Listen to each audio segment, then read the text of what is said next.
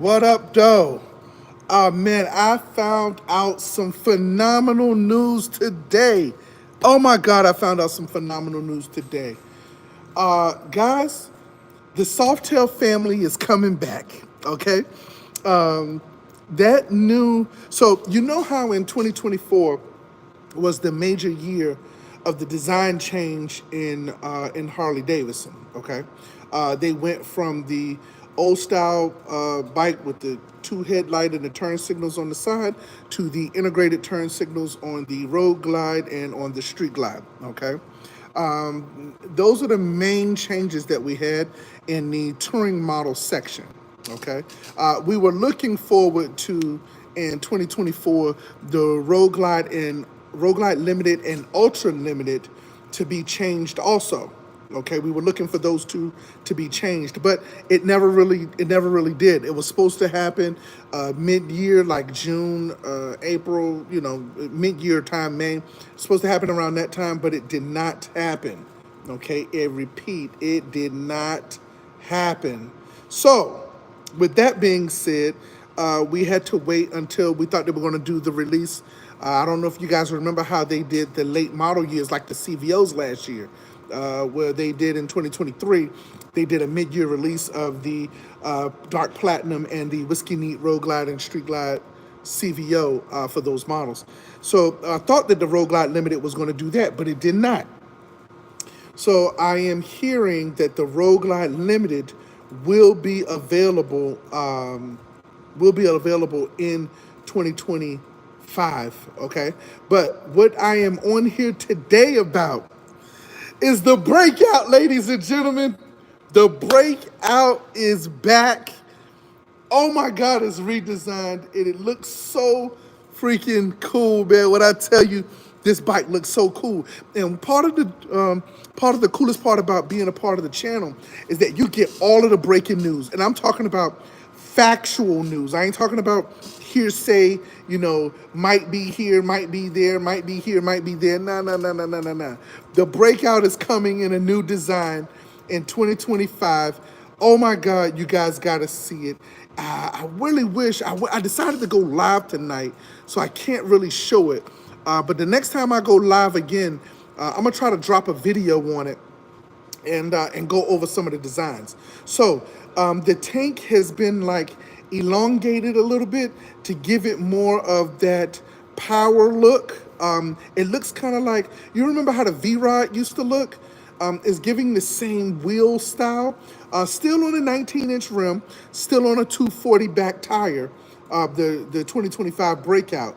The colors are going to be, they're still kind of not releasing the colors yet. So I can't confirm those quite yet, so I don't want to say them. But they always make it in black. That's going to always be a staple piece in the Breakout family. But what's so special about the Breakout is that it is the spin-off of the V-Rod that Harley made. Kind of like, I shouldn't say the spin-off of it. It's like his little cousin. I don't know if you guys remember in 2019 when they made the FXDR. That was a bike that was a spin-off of the actual V-Rod. They did the raked front end, 240 back tire, short tail fender. You could put a passenger on there, but it's not really designed for that. But the Breakout, the FXDR was the little brother to that bike, okay? So what we're trying to do is we're trying to show you guys the actual Breakout. What's going on, Melon? What's going on, Doc? But yeah, that Breakout, man, I'm telling you, that is really like the bike. The FXDR was the spinoff to it. The Breakout was kind of like Harley's idea of doing a cruiser style, chopper style bike. Back when the choppers was really big. I can't complain either, bruh. But it was that style of bike. So now they have still kept it on the muscular look on the Breakout. Like, it was a very muscular look, but the body style has changed just a little bit. Hey, Melon, do you like do you actually, yeah, exactly. Boy, you answered it right before I said something. But yeah, man, the body style, the tank has been elongated a little bit, and the bike just looks a little bit more aggressive. It has a little fairing in the front of it now. On the Breakout, it was normally just a headlight up there What's going on, Rod? Shout out to Rod in the building. Shout out to Rod, man. We appreciate y'all. But on the Breakout, it has the little fairing on the front of it now. So the headlight that's in there, it's going to be like in a little centerpiece, enclosed in a small little fairing in there. It's not enough to take the wind off the bike, but it's still small enough to still give that bike like that aggressive look that the Breakout does. The motor still stayed a 117. What do you mean not great? What do you mean? You don't like the little fairing thing? Is that what you're talking about, Melon? But the bike still has the 117 motor. They did not take it up to the 121. The Breakout was one of the first Softails to go to the 117. Okay, I feel you on that one. But I'm telling you, man, it looks good the way it's styled, man. I'm telling you, looks really good. It's kind of like going around the headlight. It's not like a big fairing. It's just like a little piece to cover up the headlight, but it looks really phenomenal. But the wheel style on the Breakout, now you know how the wheel style is on. They went to more like that 5 or 6 star rim. I think that's what it is. Please don't quote me on that. That's what I remember it looking like. Looks cool, but not that good. Hey, I feel you on that one. But yeah, man, so like I said, the Breakout still is giving you the 117 motor. It's still on a Milwaukee 8. The compressions are still there. The torque and the responsiveness in the throttle, oh my God, this bike is on another level, man. So I'm telling you guys, the gas tank is still on a 5-gallon gas tank, right? The riding position is still giving you like that chopper style feel on the riding position on the bike.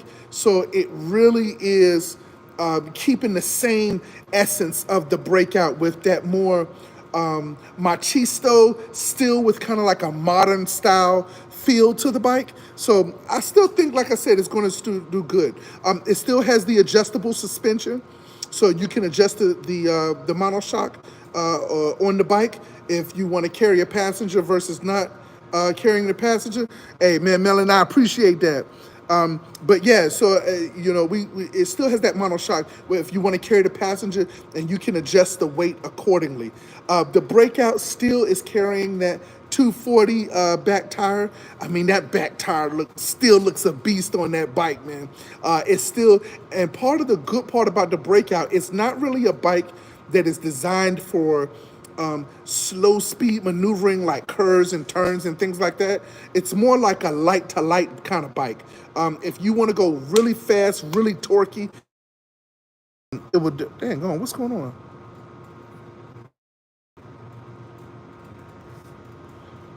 Man, I don't know what's going on with the. Here, let's get. All right, there we go. I'm sorry, guys. I had a little thing going on, but I digress. So the back tire is still a big bulky.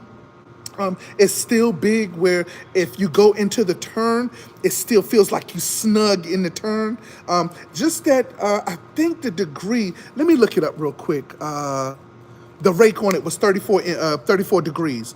So if anybody knows anything about rake, basically it's the axle of the wheel of the bike straight up, and then the distance from that line to your forks, that's the rake.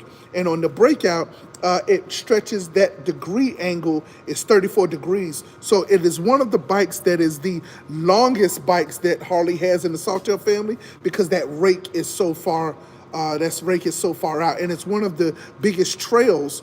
Because the meat that's going to hit the meat that's going to hit the road while you're riding is still there. But because it has a 21-inch front rim and not like a 17 or a 19-inch like some of the other Softails, like the Heritage or the Softail Standard or the Lowrider S, these will still, it's going to give that bike a wider turn because that rake is out further. I hope you guys can understand that. I kind of get a little techie when it comes to the bike knowledge. Breakout is still going to run the Michelin Scorcher tire, so that's still a good thing. The wheel size on that rear tire is still an 18-inch rim, and you're still running a 21-inch rim on the front. But guys, the air filter still is giving it. The only thing that I did not see is if the Breakout's coming in chrome. It looks like it's going to be blacked out. I don't know that yet for sure or not. Yeah, hey, for sure, man. I'm trying to tell you, man, that bike is something else, bro. And if you are a Softail fan, now the Breakout is generally like a bike that all heights can ride. What I mean by that is Harley generally designs their bikes for the average person, the average male height, which is about 5'9", 5'10" in the United States, to be able to ride their bikes.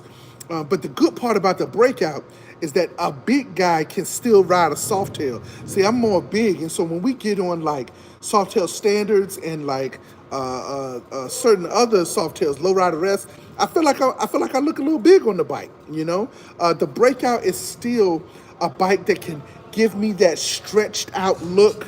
My legs are forward. It's still running the forward controls. It is not floorboards on that bike, so it's still giving me that stretched out, so it makes me look taller while I'm on the bike. And it always has had a very low seat height, coming in at about 25 inches. So that is going to stay the same too, man. Listen, guys, if you guys can it survive rough reran? What? Rough reran? What's that? Rough rain? I can't understand that reran. I don't understand that, Melon. But once again, that bike is still low to the ground, so it's more bottom heavy. Not all right, y'all. Y'all be good, man. Yeah, those my sales guys leaving. Can it still ride, survive rough area? Yeah, yeah, for sure. Because still the ground clearance is still about 4.5 inches. So you should still be able to get around and move a neighbor, be able to run it off a sidewalk without scraping the bottom. You should still be able to do that. That clearance is about 4.5 inches though. So if you are doing anything deeper than that, you know, like I like to give a comparison because everybody understands the sidewalk analogy to that, Melon.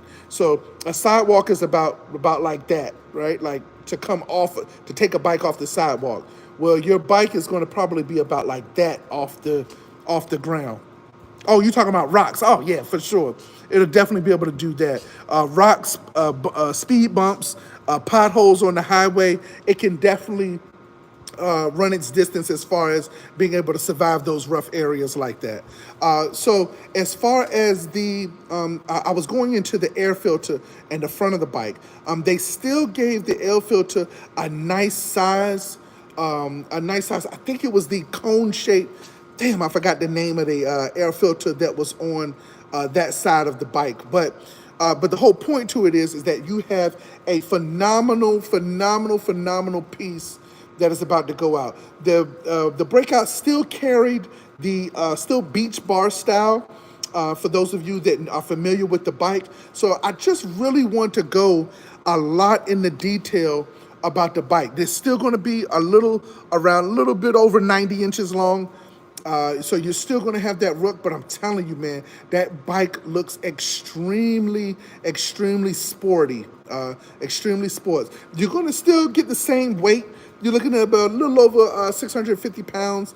Might be a little heavier this year, but the whole point to it is that the bike is given like this real modern, sleek, aggressive, still look. I guess I would ride it to school. Hey, listen, absolutely. You could definitely take it there. You could definitely ride it to school for sure. But it still gives you that modern. And I'm kind of glad that they left it at the 117. Now, why is that? That 121 in a Softail, man, that's a lot of power. That's a lot of power, man. A lot of power in a 600-pound bike. I've never really been, unless you know what you're doing, I've never really been a fan of big motors and little bikes like that. Because I'm telling you, man, it gets really dangerous. You better know what you're doing, okay? If not, then it can, wait, a Softail? Yeah. Yeah, a lot of people put those 131s in Softails, Melon. That is definitely a big thing. We just took in a trade that had a lowrider S with a 131 motor in it. That bike is probably 600 pounds, 610, 615. You experienced. I know that's right, bro. I know that's right. So, but yeah, man, that's still a. You got to be experienced riding those motorcycles, and you really have to know what you're doing. Okay, so once again, guys, like I said, I'm glad they left the 117 in there. I really am. It was really a good thing for them to do that. I really want to be able to talk to you guys more about the displacement in it and the compression ratios, but I haven't got all of the specs on the bike yet. You still a little over 100 horsepower, so that's good. Right out the gate, that's really good to give you a little over 100 horsepower, and you're going to still be running a little bit over 1,800 cc's for the as far as the motor is concerned. Hopefully that they still, 100 horsepower, yeah, for sure. Hopefully they still give you the 47 about 47 miles per gallon. That's still up in the air. Oh yeah, you about? Hey Melon, man, listen, you know I'm the sales manager at Palm Beach Harley. That's all I got to say. You understand what I'm saying? My Instagram is Lester underscore Stogie underscore Ely, EALEY. Just send me a DM on IG and I can get you the bike. Okay? All right, so that's not what this live was about today. I just wanted to make sure that you knew how to be able to get in contact with me, and then we can kind of go from there, all right? So once again, if you want to contact me, no, it's okay. If you want to try to contact me, I'm going to give you my cell phone, and I'm okay with this. It's 305-494-8393. My cell phone is definitely public information. I need anybody in the world to be able to get in contact with me. 305-494-8393. Just hit me up and I'll definitely go over with you. But back to the actual bike, okay?